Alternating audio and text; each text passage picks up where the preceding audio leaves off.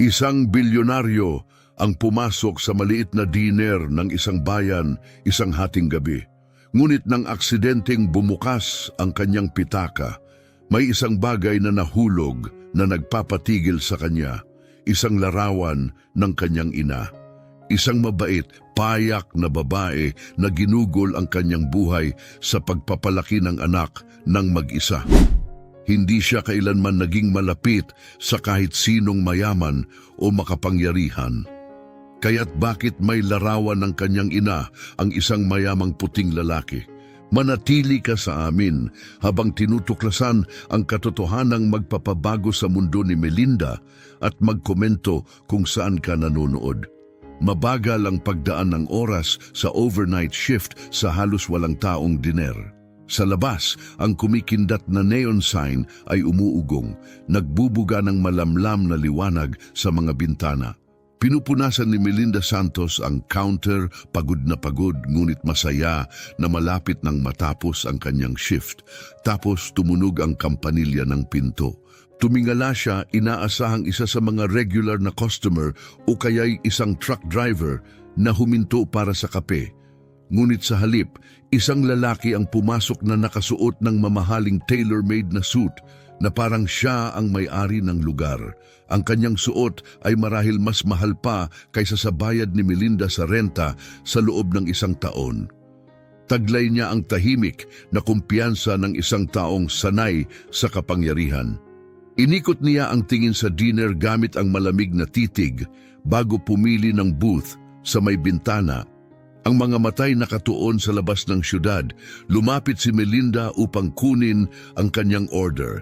Hindi man lang niya tinignan ang menu. "Black coffee," sabi niya sa isang mahinahon at matatag na boses. Tumango si Melinda at isinulat ito. Nang bumalik siya dala ang inumin, halos hindi siya pinansin ng lalaki. Hindi na ito pinansin ni Melinda. Sanay na siya sa mga taong walang pakialam. Pero nang hilahin ng lalaki ang kanyang pitaka, may isang bagay na nalaglag. Isang larawan ang lumipad pababa, tumama sa sahig ng nakataob. Tumigil ang tibok ng puso niya, agad niyang nakilala ang mukha. Ang ngiting iyon, ang mga matang puno ng kabaitan. Ito ay ang kanyang ina. Ilang segundo siyang natigilan, ramdam ang dagundong ng kanyang pulso. Automatikong pinulot niya ito. "Saan mo nakuha to?" tanong niya, nanginginig ang boses sa pagkagulat. Napalingon ang lalaki, biglang tumitig sa kanya gamit ang malamig at tumatagos na asul na mga mata. Sa unang pagkakataon, tila nakita siya nito ng tunay. Iniabot ni Melinda ang larawan. "Bakit may larawan ka ng nanay ko?" Bahagyang nagbago ang ekspresyon ng kanyang mukha. Isang kisap ng emosyon, ngunit agad ding bumalik sa malamig at di mabasa. Walang imik, kinuha niya ang larawan, bahagyang nadampi ang kanyang mga daliri sa mga daliri ni Melinda habang isinisilid ito sa kanyang pitaka. "Nagkakamali ka," mahinang sabi niya, "parang wala lang." Sumikip ang tiyan ni Melinda. Hindi siya nagkamali. May kapareho ang kanyang ina na nakatago sa lumang memory box nila sa bahay. Kabisanan niya ang bawat lupi, bawat sulok ng larawan. "Hindi ito pagkakamali. Hindi ako nagkakamali," mariin niyang sinabi. "Bakit meron ka nito?" Napabuntong hininga ang lalaki at inayos ang cuff ng kanyang mamahaling jacket. "Wala akong obligasyong ipaliwanag yan sa iyo." Tumayo siya, nag-iwan ng malutong na $100 bill sa counter at tumalikod para umalis. Nang ibabaw ang kaba, hindi siya maaaring basta lumabas na lang. Baka ito na lang ang pagkakataon ni Melinda para makakuha ng sagot. Mabilis siyang umikot sa counter, muntik nang matumba ang tray. "Sandali!" tawag niya, pero hindi ito huminto. Papunta na ito sa isang itim na sasakyang naghihintay sa labas. May driver na hawak ang pinto. Mabilis ang tibok ng kanyang puso. "Pakiusap. Sabihin mo lang kung paano mo siya nakilala." Saglit itong natigilan, isang kamay nakahawak sa pinto ng sasakyan. Pigilan ang hininga, umaasang sasagot siya. Sa huli, tumingin ito sa kanya, malamig at malayo ang titig, at saka sinabi, "Kalimutan mo na to." At umalis siya, sumara ang pinto, umarangkada ang makina, at naglaho ang sasakyan sa kadiliman. Nanatiling nakatayo si Melinda sa bangketa, nangangatog ang paghinga. Isang estranghero ang pumasok sa kanyang buhay at nag-iwan ng bagyong puno ng katanungan. Sino siya? Bakit niya hawak ang larawan ng kanyang ina? Isang bagay ang sigurado, hindi siya titigil hanggat hindi nalalaman ang katotohanan. Gabing iyon, hindi siya makatulog. Umupo siya sa kanyang maliit na mesa sa kusina, nakatitig sa kanyang laptop, desididong alamin kung sino ang lalaki. Walang pangalan, walang business card, kahit resibo wala. Tanging mukha, tinig at titig lang ang meron siya, pero binago ng larawan ang lahat. Nagsimula siyang maghanap ng mga bilyonaryo, real estate tycoons, mga makapangyarihang CEO, sino mang kamukha niya. Maraming resulta ang lumabas, pero walang tumugma. Lumalala ang kanyang pagkadismaya. Dumaan ang mga oras. Hanggang sa halos susuko na siya, nakita niya ito, Ricardo Fernandez. CEO ng Fernandez Global Enterprises, isang bilyonaryong may imperyo ng real estate na umaabot sa maraming lungsod. Ang kanyang pangalan ay naka-attach sa mga luxury building at malalaking deal. Kinlik ni Melinda ang larawan, napahinto ang kanyang hininga. Siya nga. Sunod-sunod niyang binasa ang mga artikulo pero wala kahit anong nabanggit tungkol sa kanyang ina. Walang relasyon, walang lumang pagkakaibigan, walang sikreto tungkol sa pamilya. Isang posibilidad lang ang natira, binura niya ito. Nanginig ang kamao ni Melinda. Ang lalaking iyon ay pumasok sa kanyang diner, dala ang larawan ng kanyang ina at umakto na parang wala lang siya. Na parang hindi kailanman nag-iral si Evelyn Santos, pero nag-iral siya. At patutunayan ito ni Melinda, ang pag-iisip tungkol dito'y nagpapakulo ng kanyang dugo. Hindi siya basta-basta papayag, hindi ngayon, hindi pagkatapos ng nakita niya. Kailangan ni Melinda ang katotohanan at alam niya kung saan siya magsisimula. Kinabukasan ng umaga, sumakay siya sa pinakamaagang bus papuntang downtown. Mabilis ang tibok ng kanyang puso nang bumaba siya sa harap ng isang matayog na gusali, Fernandez Global Enterprises. Kumikinang ang estrukturang iyon sa yaman at kapangyarihan, nakatindig sa langit na parang isang monumento ng impluensya. Pero hindi siya pumunta roon para matakot. Diretso siyang naglakad papasok sa lobby at tumungo sa front desk. Kailangan kong makausap si Ricardo Fernandez, mahinahon ngunit matatag ang kanyang tinig. Bahagyang tumingin ang receptionist. May appointment ka ba? Wala, aminado si Melinda. Pero mahalaga ito. Napabuntong hininga ang babae, halatang hindi interesado. Hindi tumatanggap ng walk-in si Ginong Fernandez. Inaasahan na ito ni Melinda. Wala siyang appointment o anumang titulo para mapansin, pero dala niya ang determinasyon. Kung gusto niyang makuha ang mga sagot na hinahanap niya, kailangan niyang maging mabilis mag-isip. Mabilis niyang inikot ang paningin. May mga gwardya malapit sa elevator at ang mga empleyado'y gumagamit ng ID badge para makapasok sa mga turnstile.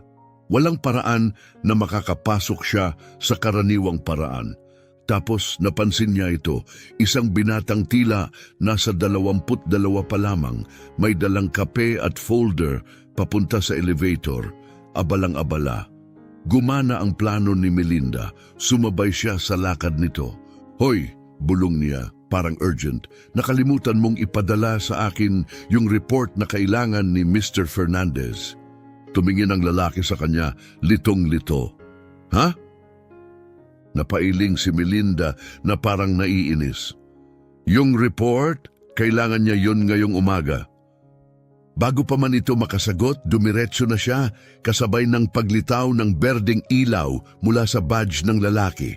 Tumunog ang sensor at nakalusot siya ng walang abala. Hindi man lang napansin ng gwardya. Nasa loob na siya. Mabilis ang tibok ng puso niya habang pinipindot ang button papuntang top floor. Ito na ang kanyang sandali.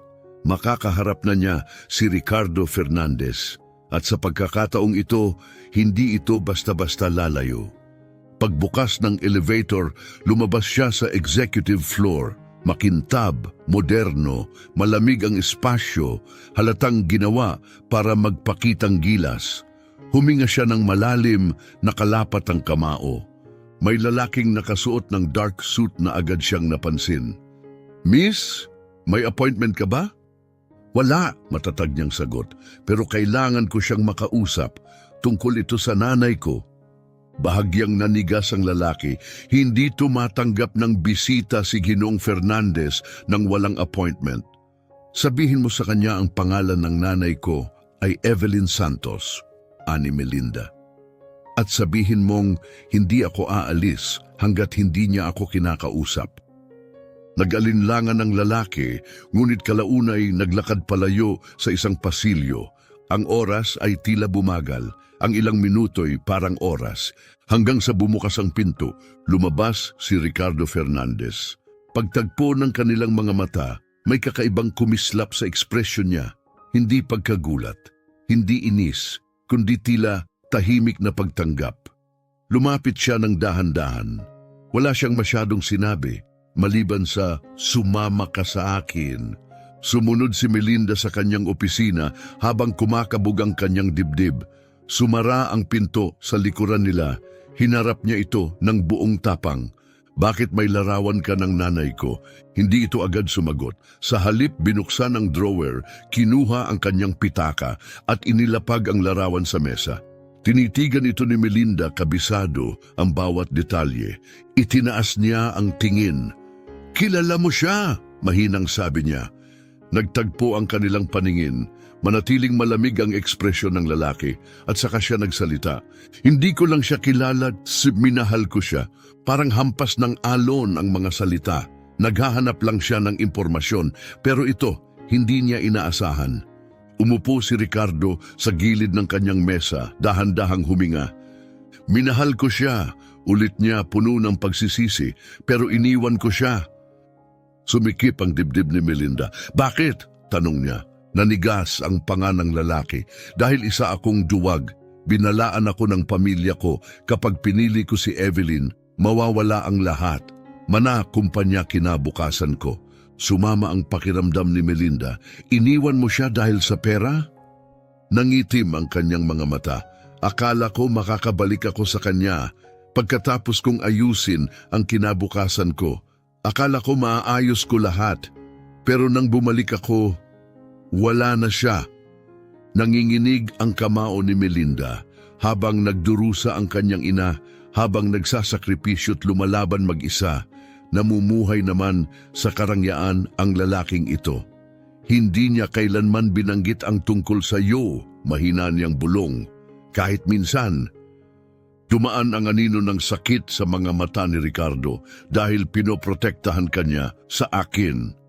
Mabilis ang paghinga ni Melinda, sinusubukang unawain ang kanyang narinig. Pilit inaayos ang bugso ng emosyon.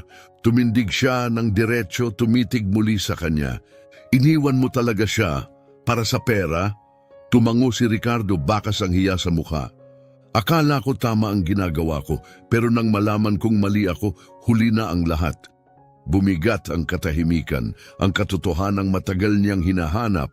Narito na, lantad sa harapan niya, at mas masakit pa kaysa sa kanyang inasahan. Bumigat ang damdamin ni Melinda, buo ang kanyang emosyon, gusot at mabigat. Kailangan niya ng espasyo, panahon para huminga, mag-isip. Nang hindi nagsasalita, tumalikod siya at tahimik na lumabas ng opisina ni Ricardo Fernandez. Gabing iyon, sa kanyang maliit na apartment, nagsimula siyang maghalungkat sa mga lumang gamit ng kanyang ina. Sa mga alaala at sulat na iyon, umaasa siyang makakahanap ng linaw, mga sagot na hindi kailanman nasabi ng kanyang ina. Habang sinusuyod niya ang mga lumang liham at kupas na larawan, napansin ng kanyang kamay ang isang bagay na nakatago. isang maliit na pouch na pelus nakatago sa ilalim ng kahong puno ng alaala. Napatigil ang kanyang hininga habang marahang inilalabas ito.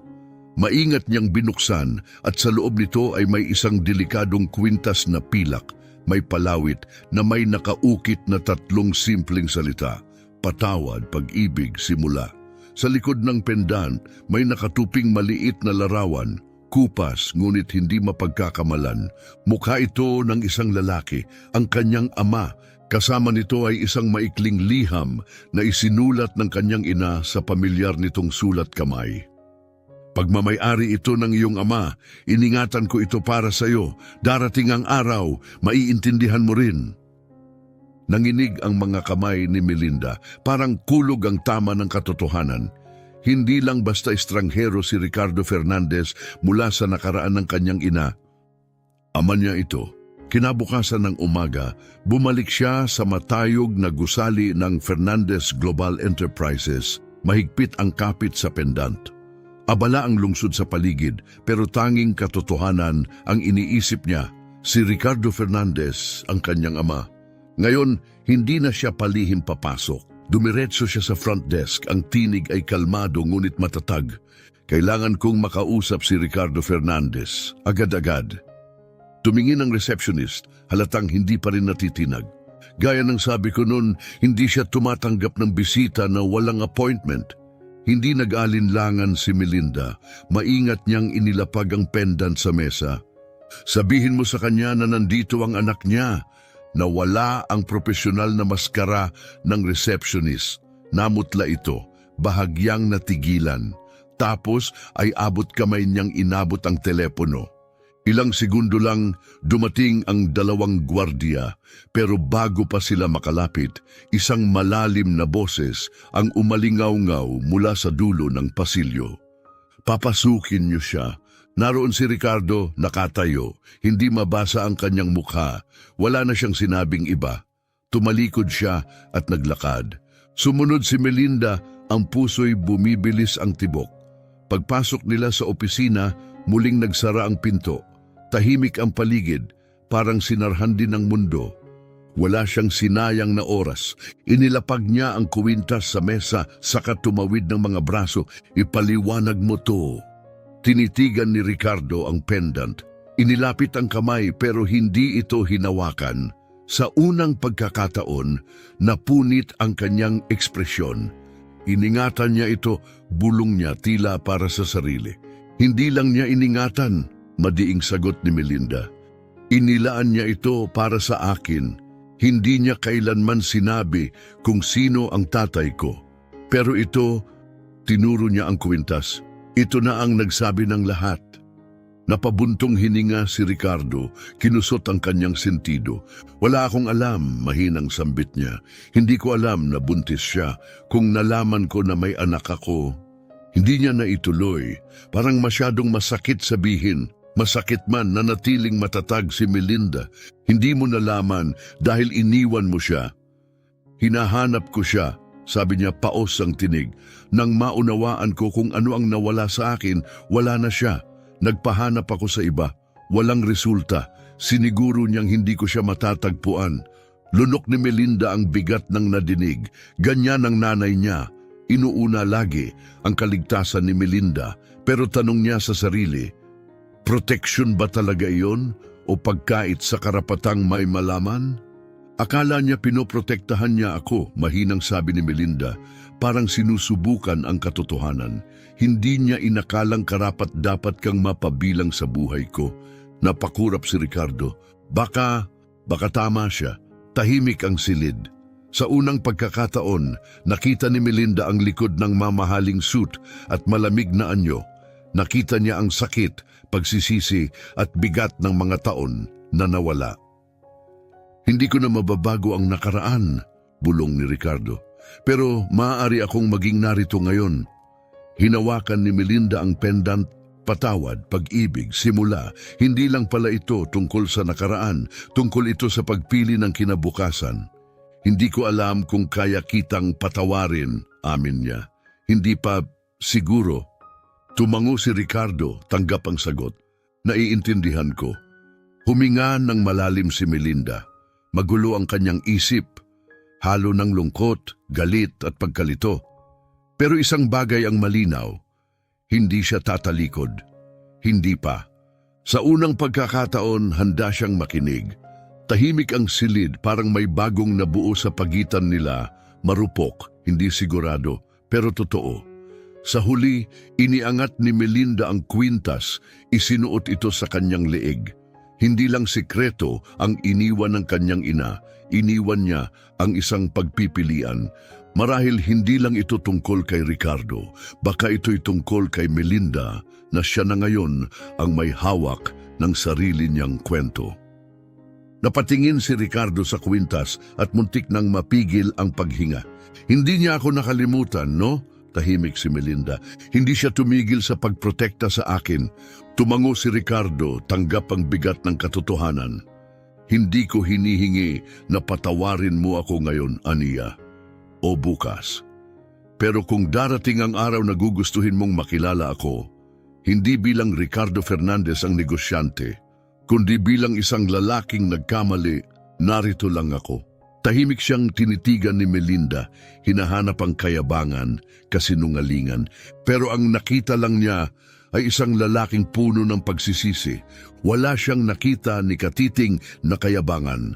Wala rin siyang narinig na palusot. Ang nakita ni Melinda ay isang lalaking binibigatan ng mga tao ng pagsisisi. Isang taong ginugulo ng isang desisyong hindi na niya kayang bawiin kailanman. Isang hakbang ang ginawa ni Melinda palayo. Marahang dumampi ang kanyang mga daliri sa pendant na nakasabit ngayon sa kanyang dibdib. Hindi ko alam kung ano ang susunod, bulong niya, tapat na tapat. May bahagyang ngiti, malungkot at mapait ang gumuhit sa mga labi ni Ricardo. Ako rin, sagot niya. Pero marahil ay ayos lang yon. Tumango si Melinda, bahagya lang. At pagkatapos ng isang huling sulyap, tumalikod siya patungo sa pintuan. Hindi siya tumakbo, hindi siya nag-eskandalo. Lumakad siya ng may tahimik na lakas. Umalis, hindi dahil sa galit, kundi dahil ito ang pinili niya. Hindi pa siya handang tawagin siyang ama. Ngunit hindi rin niya isinara ang pinto. Maaaring hindi na mababawi ang lahat. Pero marahil ay pwedeng magsimula ng bago mula sa mga piraso ng nakaraan. Bawat hakbang palayo sa opisina ay mas mabigat kaysa sa nauna. Para bang pasan niya hindi lang ang sariling damdamin, kundi pati na rin ang mga taong nawala sa pagitan nila. Pagdating sa may pinto, bahagya siyang huminto. Ngunit hindi siya lumingon, hindi dahil wala siyang nararamdaman, kundi dahil ang tunay na paggaling ay hindi agad nangyayari sa isang pag-uusap lang. May mga sugat na kailangan ng panahon, may mga katotohanang kailangang makahinga. Hindi siya lumalayo para kalimutan, umalis siya upang magpasya, upang tukuyin sa sarili niyang paraan kung handa na ba siyang hayaang magsimula ang isang bagong kwento. Hindi pa niya kayang tawaging tatay si Ricardo. Pero hindi niya isinara ang pinto, hindi pa. Dahil minsan ang nakaraan ay hindi binubura. Minsan isinusulat ito muli, magkasama. Ang paglalakbay ni Melinda ay paalala na hindi kailangang ikulong tayo ng nakaraan, na kahit ang pinakamalalim na sugat ay maaaring maging simula ng isang bagong yugto. Ang pagpapagaling ay hindi laging nangangahulugang kalimutan. Minsan ito ay simpleng pagpili kung saan tayo tutungo mula rito.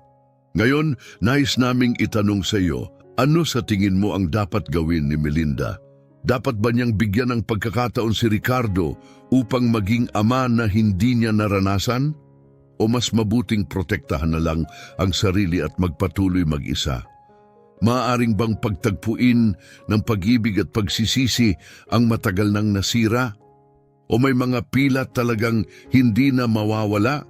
Ibahagi ang opinyon mo sa comments. Ano ang tamang wakas para sa kwento ni Melinda? Kung naantig ka sa kwentong ito, huwag kalimutang i-like, mag-subscribe at pindutin ang notification bell para hindi mo ma-miss ang susunod na makapangyarihang kwento. Maraming salamat sa panunood at magkita tayo sa susunod na kwento.